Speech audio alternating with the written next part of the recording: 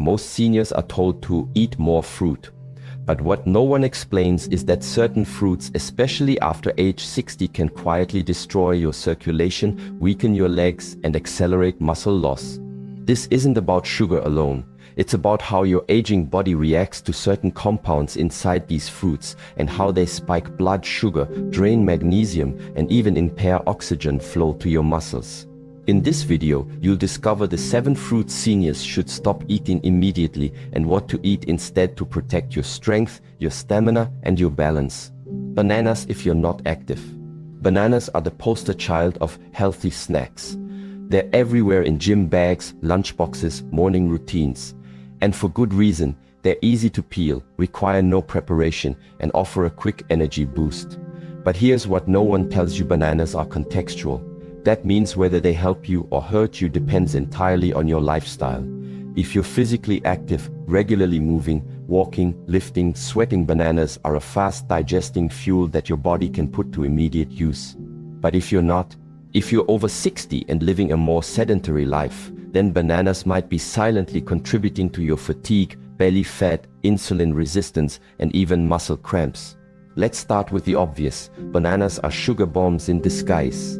One medium banana contains about 14 grams of sugar, and while it's natural, it still behaves like sugar in the bloodstream. When you eat a banana, especially on an empty stomach or without protein or fat to buffer it, your blood sugar spikes fast. That spike causes a surge in insulin, the hormone responsible for clearing sugar from your blood and storing it usually as fat. Once that surge ends, your blood sugar drops and you feel it. Fatigue, brain fog, irritability, and often a craving for more sugar to bring it back up. That roller coaster can feel like aging, but it's actually just unstable glucose. Now, if you're active, walking 10,000 steps a day, working out, gardening intensely, your muscles are using that sugar as fuel. Your insulin response is sharp. Your metabolism can handle the spike. But if your day includes long hours sitting, minimal movement, or light housework, that sugar has nowhere to go. So your body stores it primarily in your midsection, which is the most dangerous place to accumulate fat because it surrounds your organs. Over time, this increases your risk for type 2 diabetes, heart disease, and cognitive decline. And the problem isn't just sugar, it's also nutrient imbalance. Bananas are famously high in potassium, which helps regulate heart rhythm, nerve function, and fluid balance. That sounds great until you realize they're low in magnesium. And that matters, because potassium and magnesium are a pair. They work together to support muscle function, hydration, and nerve signaling. When one is high and the other is low, especially in older adults whose magnesium reserves are already depleted from stress, medications, and age, you start getting symptoms. The most common: muscle cramps, leg cramps at night, toe spasms, calf tightness. These aren't always random, they're often signals that your mineral ratios are off. And ironically, many seniors double down on bananas to fix the cramps, thinking more potassium will help when what they actually need is magnesium. The result? The cramps get worse, not better. Your body isn't confused. It's trying to get your attention. So what's the takeaway? It's not that bananas are evil. They're not. They're a tool, but like any tool, they have to be used at the right time, for the right job, by the right person. If you're about to go on a hike, if you're lifting weights, if you're dancing, playing tennis, or doing physical labor, a banana makes sense.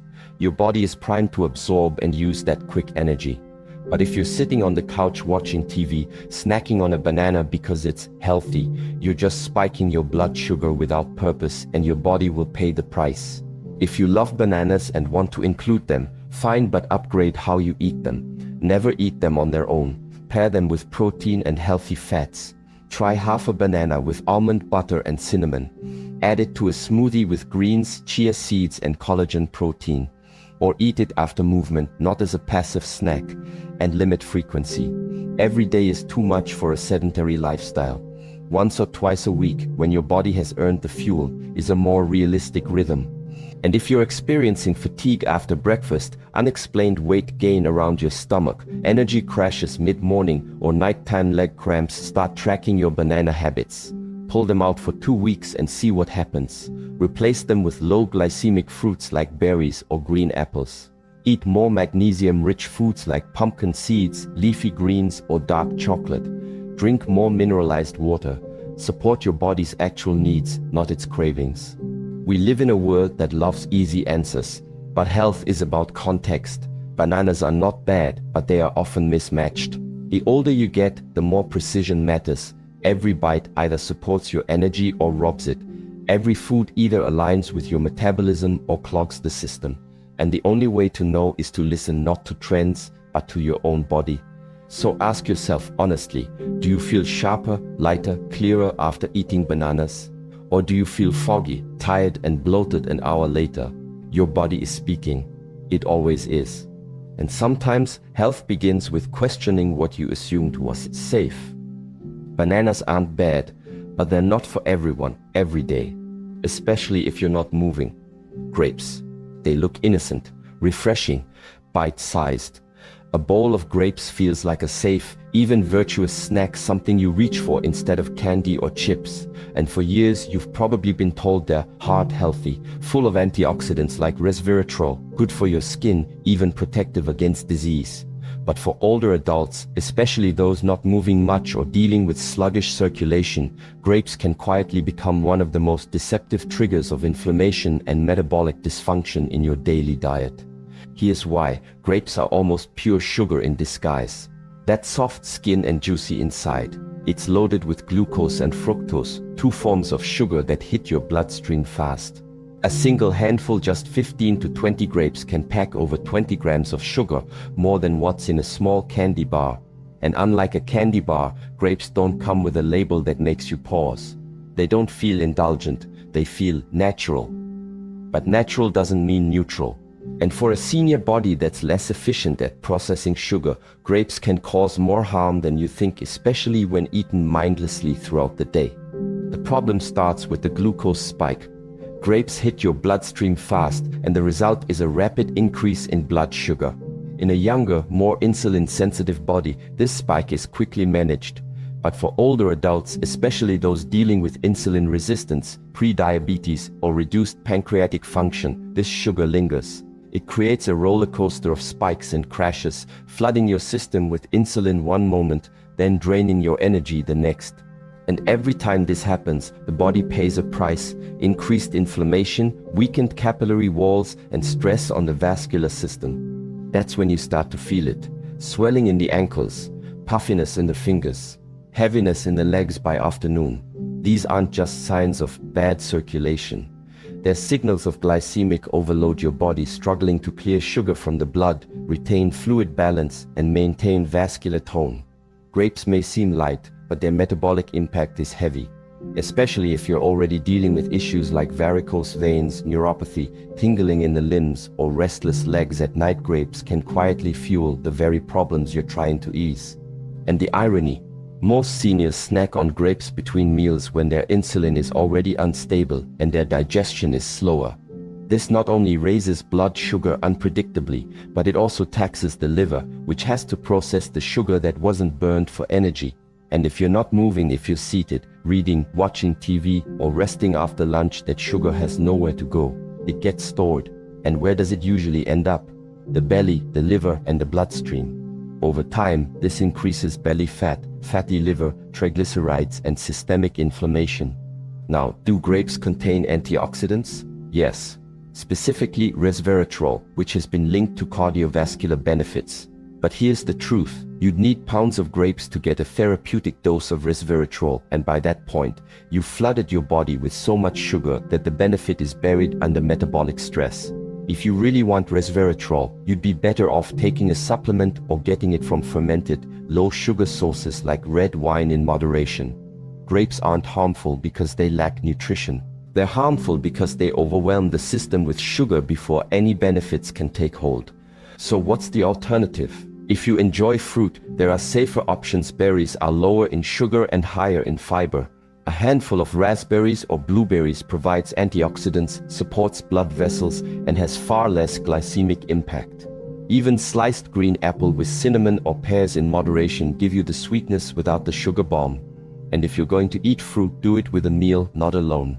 Combine it with fat, protein, or fiber to blunt the glucose response. Never snack on grapes in isolation, especially not in the afternoon or evening when your insulin sensitivity is lowest. And this is the point that matters most. Your body changes with age. What worked in your 30s may no longer serve you in your 60s or 70s. Your ability to tolerate sugar, regulate blood pressure, manage fluid retention, and circulate blood efficiently declines. And that's not your fault. But it is your responsibility to adapt. Grapes might have been fine when you were chasing kids around or running errands all day. But now, when activity is lower and recovery is slower, you must become more selective, not restrictive, intentional. So if you're struggling with swelling, fatigue after meals, restless legs, or tingling in your feet, ask yourself honestly, how often are grapes part of your routine? Are they helping? Or are they just a habit, a quiet indulgence in the name of health? The body doesn't lie. It speaks through symptoms. And if yours is sending signals, it's time to listen. Grapes are not evil, but they are mismatched for many seniors. Don't be fooled by the word fruit. Be guided by how you feel. Light, energized, sharp, or swollen, tired and foggy. Your circulation, your insulin, and your energy all deserve better than a fruit that tricks your system while pretending to nourish it. Know your body, honor your biology, and don't let sugar wear a healthy disguise. Watermelon. It's summer's favorite fruit. Sweet, juicy, refreshing. It reminds you of family picnics, long afternoons, and childhood laughter. There's something undeniably nostalgic about slicing into a big wedge of watermelon on a warm day. The bright pink flesh, the coolness, the simplicity. And culturally, watermelon has earned a reputation as one of the healthy fruits.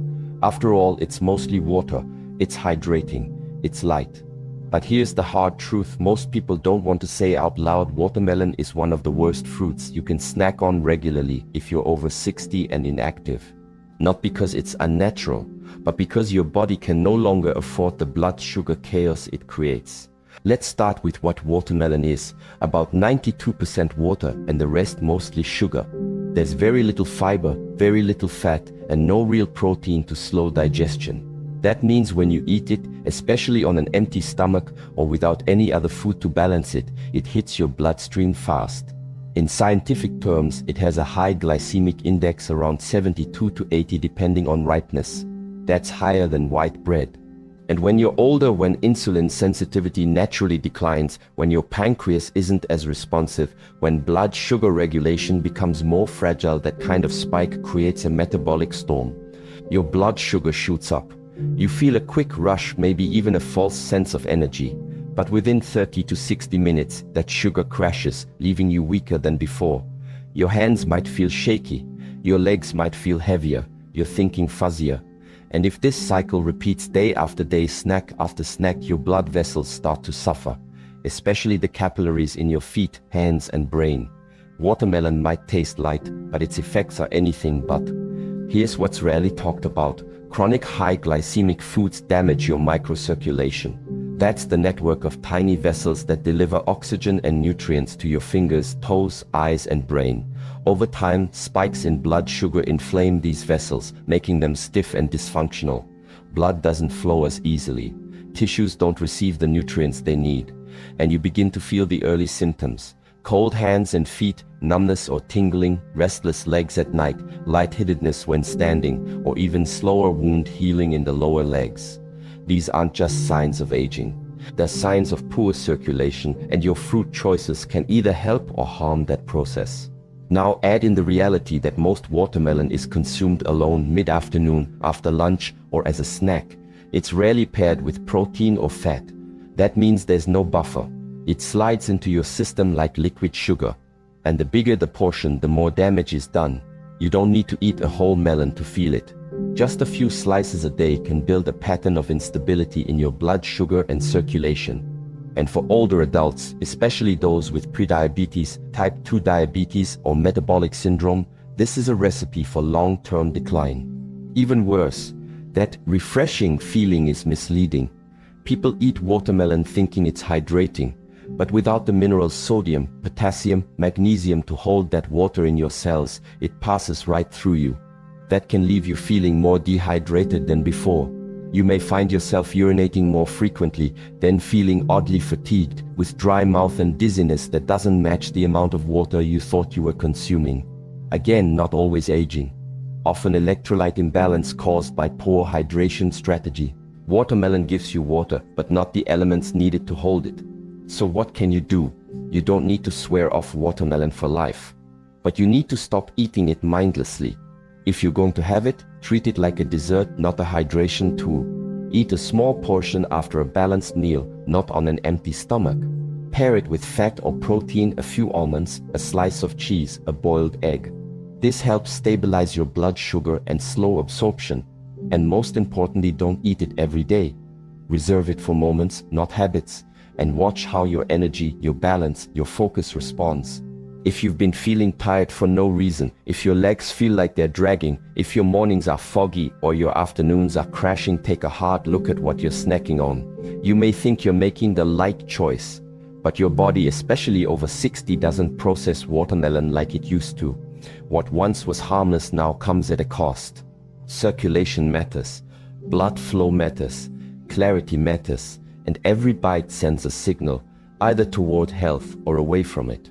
So next time you reach for a slice of watermelon, ask yourself, am I fueling my body or flooding it? Your answer will shape how you feel the rest of the day. Fruit juice, all types. It's one of the biggest lies in the grocery store, one that's been sold to you since childhood. That a glass of orange juice with breakfast is healthy.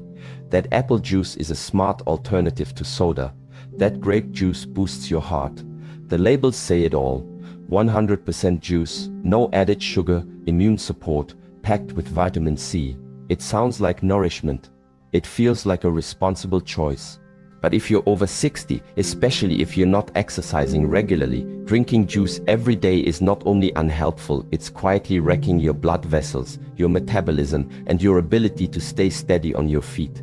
Here's the truth no one's marketing to you. Fruit juice is just concentrated sugar. It doesn't matter if it's organic. It doesn't matter if it's cold pressed, fresh squeezed, or free of additives. Once you strip the fiber from a fruit, once you remove the chewing, the fullness, the slow digestion, what you're left with is liquid sugar that slams your liver, spikes your blood sugar, and accelerates aging. And the older you get, the harder it is to recover from that damage. Let's break this down. One glass of orange juice, just 8 ounces, contains around 21 to 26 grams of sugar, most of it in the form of fructose. That's equivalent to about 5 or 6 teaspoons of sugar in one sitting. But you don't feel like you just had dessert. You feel like you did something good, because the industry trained you to see juice as a vitamin. But fructose doesn't behave like glucose. It doesn't go directly into your bloodstream to be used by your muscles. It's processed almost entirely in the liver. And when you dump large doses of fructose into the liver, day after day, especially without fiber or movement, the result is predictable and devastating. Fatty liver, insulin resistance, and inflammation. Your liver, already slower due to age, gets overwhelmed. It starts storing excess fructose as visceral fat, the dangerous fat that wraps around your organs. And this visceral fat doesn't just sit there. It releases hormones and inflammatory signals that damage your blood vessels, slow down muscle recovery, and increase your risk of falls, swelling, and mobility decline. And all of this can begin from something as innocent as a daily glass of juice. Worse, many seniors drink juice first thing in the morning on an empty stomach. That means no food to slow digestion, no fiber to bind the sugar, and no nutrients to buffer the hit. Your blood sugar skyrockets, insulin surges, and within an hour or two, you crash tired, foggy, craving more sugar. And if you pair that juice with toast or cereal, you've just layered sugar on sugar on sugar. Your pancreas goes into overdrive, your circulation weakens, and your legs feel it. That heavy, unstable sensation when walking, that wobbliness on stairs, that struggle to maintain balance after a meal. That's not just aging. That's sugar-induced vascular fatigue. And it's not just orange juice. Apple juice, grape juice, cranberry juice, pomegranate juice, even the no sugar added versions all hit the body the same way. Without fiber, your body treats them like soft drinks. In fact, most juices contain just as much sugar as soda, and sometimes more. They flood the bloodstream with calories that don't satisfy. You drink them, but you don't feel full. You just feel off, bloated, slow, and oddly depleted. And then comes the worst part. Your body stops responding to insulin properly. That's called insulin resistance, and it's the first domino that leads to metabolic disease. It's why some seniors gain weight even while eating less. It's why belly fat becomes stubborn. It's why energy disappears after walking even a short distance. Because once insulin stops working well, your muscles can't pull in fuel.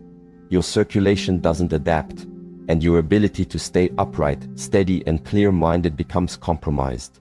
So let's say it plainly. If you're drinking juice every day, stop now. It's not hydrating you. It's not protecting you. It's not giving you real energy. It's hurting you. Even fresh juice at home, even the kind with pulp, it's all missing the one thing that makes fruit healthy: fiber. You're not drinking fruit. You're drinking fruit's sugar.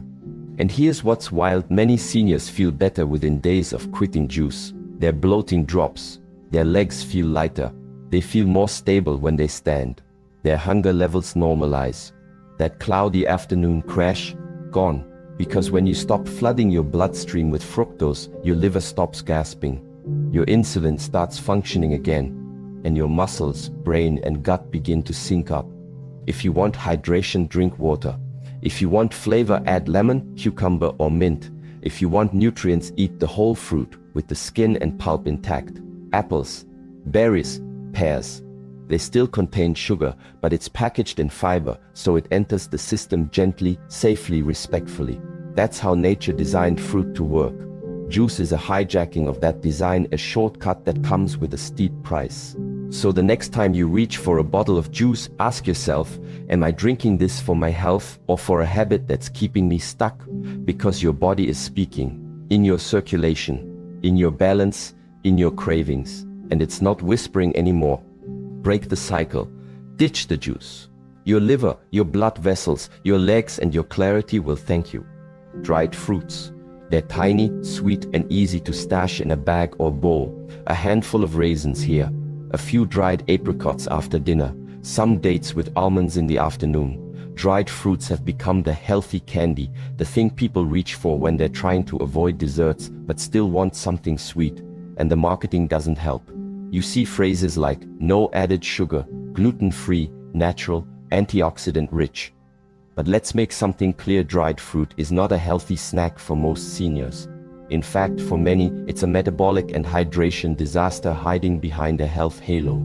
To understand why, you need to look beyond the size and the label. A raisin is not just a grape. A date is not just fruit. Once you dry a fruit, you remove one of its most important ingredients, water. And with that water gone, the sugar inside becomes hyper-concentrated. What was once a juicy bite of balanced nutrition becomes a calorie-dense, fiber-light, sugar-heavy bomb that the body processes more like a piece of candy than anything resembling whole food. Let's look at the numbers. A single date contains about 16 grams of sugar, more than a cookie.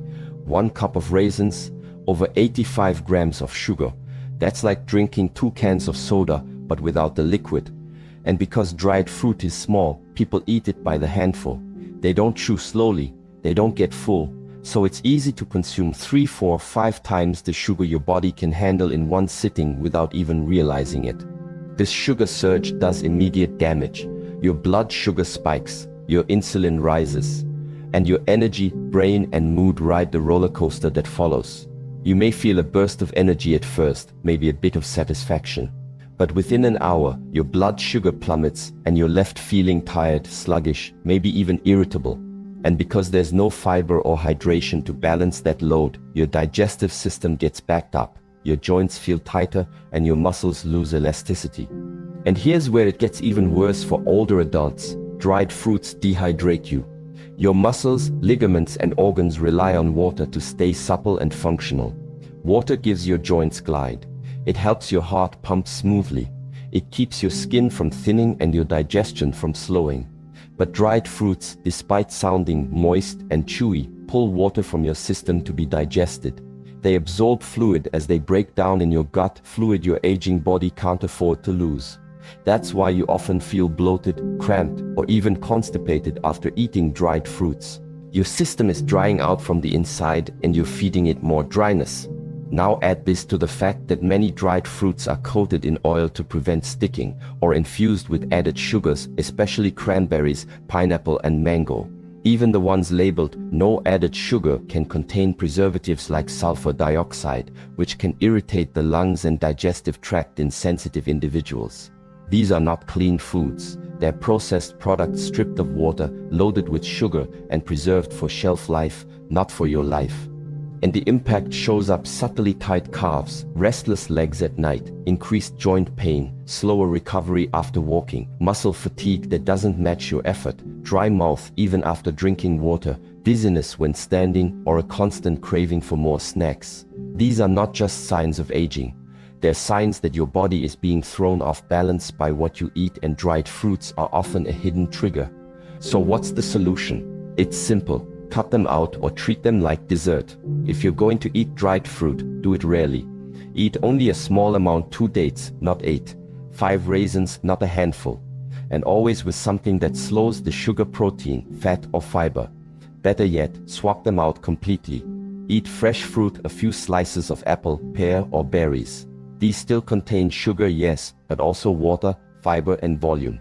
They satisfy you with less impact. Your body digests them more slowly. Your blood sugar stays steadier. And your hydration is supported, not stolen. And if you're reaching for dried fruits out of habit, as something to chew during TV, to satisfy that afternoon slump, or to be good instead of eating chocolate, pause. Ask yourself what your body really wants. Is it energy? Is it connection? Is it hydration? Dried fruit is easy, but it doesn't solve the real problem. It just covers it in sugar. You deserve more than that. So the next time you pass that trail mix, or those little boxes of raisins, or those fancy organic medjool dates at the store, remember this: small doesn't mean safe. Sweet doesn't mean smart. And if your joints are stiffer, your energy is lower, your cravings are stronger, or your digestion is slower than it used to be, dried fruits may be silently holding you back. Don't fall for health food marketing. Don't let nostalgia trick your biology. Feed your body what it actually needs: hydration, stability, clarity, real nourishment, not dry sugar in disguise. Canned fruit in syrup.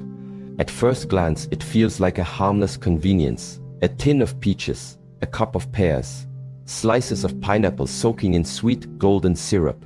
You tell yourself it's still fruit, and after all, fruit is healthy, right? It's not cake, it's not a donut, it's not candy. But here's the unspoken truth most seniors never hear until it's too late. Once fruit is canned in syrup, it stops being food and becomes a metabolic threat. It's not just less healthy, it's dangerous in disguise. And if you're over 60, struggling with circulation, energy dips, leg swelling, or tingling in your feet, this health food might be one of the culprits pulling you down. Let's be clear, canned fruit in syrup is not fruit anymore. It's fruit stripped, softened, and soaked in sugar water. The syrup isn't just sweet, it's often made from high fructose corn syrup, one of the most inflammatory substances in the modern food supply. This isn't the kind of sugar your body can burn off with a brisk walk. This is the kind that sneaks straight into your bloodstream, overwhelms your liver, and damages the endothelium, the thin, delicate lining of your blood vessels that controls how blood flows to your heart, brain, muscles, and most critically, your legs. That's where the real damage begins. When the endothelium is inflamed, which it often is in seniors who consume syrup-laced foods, circulation slows. Blood no longer moves cleanly to your lower body. The vessels constrict, the oxygen delivery drops, and the tissues in your legs, feet, and toes suffer. That's when you start to notice the signs. More swelling, especially in the ankles. A heavier feeling in your legs after sitting or walking. Numbness or tingling in your feet that comes and goes without explanation. Or the creeping realization that you just don't move as freely anymore, not because your muscles are weak, but because your blood flow is compromised. This isn't just aging. It's diet-induced vascular dysfunction, and canned fruit in syrup is one of the fastest ways to trigger it. And here's the deceptive part. You think you're making a good choice. The label says peaches or fruit cocktail. It's shelf-stable, easy to open, served in hospitals, retirement homes, and even labeled light or in light syrup, as if that somehow makes it better. But light syrup is still syrup. A small can often contains 20 to 30 grams of sugar in one sitting. That's more than a candy bar, and it doesn't come with the guilt, so people eat it more often. After breakfast, with lunch, as a healthy dessert. And each time, you're flooding your body with sugar that spikes your insulin, disrupts your digestion, and inflames your vascular system, all without ever making you feel full.